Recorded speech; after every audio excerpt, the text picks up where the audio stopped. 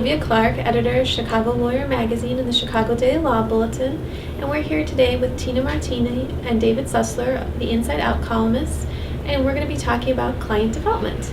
How are you both doing today? Good. How are you? Good. So I guess we'll start by telling me a little bit about, what's the biggest challenge to developing, a book of business and to developing your clients? I guess I get to answer that first because I'm in private practice.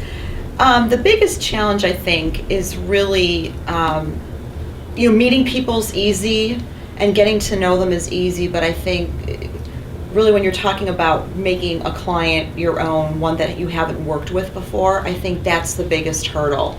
When you have a situation where you work at a firm, for example, where it's an existing client and you're trying to cross-sell into another area that the client, you aren't currently representing that client in, I think that's a much easier sort of circumstance, and statistically they've done studies on this, that it's much easier to cross-sell into an existing client than it is to originate a client that you've never done work with before. And I think the biggest challenge is most of the time these people already have current counsel, so the challenge is to get to know them, meet the right people, get to know them, develop a relationship of trust such that they will actually start giving you work. And I think there are a lot of steps to that. It requires time. It requires a lot of serendipity. And I think that's the biggest challenge. And especially when you're in a downturn economy, the good news is that we're coming through that, but it's even harder to do when you have an economy that is not strong and where people tend to be more conservative. And I think sometimes people equate changing counsel or working with new counsel as an investment, both of time as well as financially. In-house, I sought to develop clients. People think it's easy, work's just going to walk in the door because my coworkers have to give me work, but it's not that simple. The in-house lawyers still need to develop their book of business. I need my coworkers to send me business, which means I have to develop relationships with them, very similar to outside counsel and their clients. Because if I say this often, my clients being my coworkers, they have to know me, they have to like me, and they have to trust me. And if they don't, they're not going to give me business. So I do spend time developing those relationships. So my hurdles aren't perhaps as high as someone in Tina's position, but there's still work to be done. Mm-hmm. What are the best ways to make clients happy, to keep them happy? The best way to, I think, make a client happy and keep them happy is to really know where they're coming from, and that's been a recurring theme with some of the columns we've done previously, but I think you have to know your client. You have to understand where they're coming from. You have to understand the pressures and the context within which they do their job. And, those are some clues. Listen to what they say, because usually clients do a really good job of communicating what their needs are, what their stresses are. And once you are able to get that information, I think what you need to do is develop a strategy for what it will take to make them happy. And what makes one client happy doesn't necessarily make another client happy, because they're probably dealing with very different circumstances. They have different personalities, they have different bosses, their businesses are different. So you listen to your client, know your client, and execute based on that knowledge.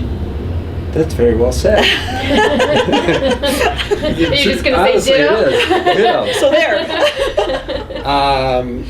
Yeah, that's a good way to make the client happy. I want my lawyers to be there for me, to when they're talking to me, make me feel like I'm their most important client, even though I know they have other clients, to do outstanding work. But the way to keep the relationship going is to really know me and how I work, and meet my needs, which my needs are going to be different than someone else. How have you both seen client development change in, say, the last 10 years? Oh, I think client development has become a much more important aspect of what at least people in my position in private practice do. I think that there had been a sense, and there have been discussions and articles about this, there had been a sense that people always felt like lawyers were always in demand, that everyone always needed legal services across a bunch of different practice areas, and so obviously that people felt like that was the case when it wasn't as bad of an economy as the economy that we just have been going through since 2007. But so it was almost the sense that it was an endless demand for legal services, and so I think there were a lot of people who were able to get a lot of work in their jobs without having to go out and seek it. And I think now the game has completely changed. I don't think that it's necessarily a temporary thing. I think it's a permanent shift within the profession, where now people have to actually actively strategize about what their skills are, how they need to hone them, who their clients are, who they want their clients to be, and they have to be a lot more active in going out and getting those clients and in keeping them happy. Because not only was there the sense that there was this endless demand of services, but also that no matter what you did for your clients, they'd always be there. And the times that we've been experiencing the past several years have definitely shown that that's not the case anymore. Yeah, and in the situation where the clients you're trying to develop are companies with in-house counsel, that's definitely changed significantly. It's been a trend over the last 20 years, but especially in the last 4 years since the crash in the fall of '08. The center of power in the relationship has to a large extent shifted to in-house lawyers, and they control the relationship, which is very different than it was 5 or 10 years ago.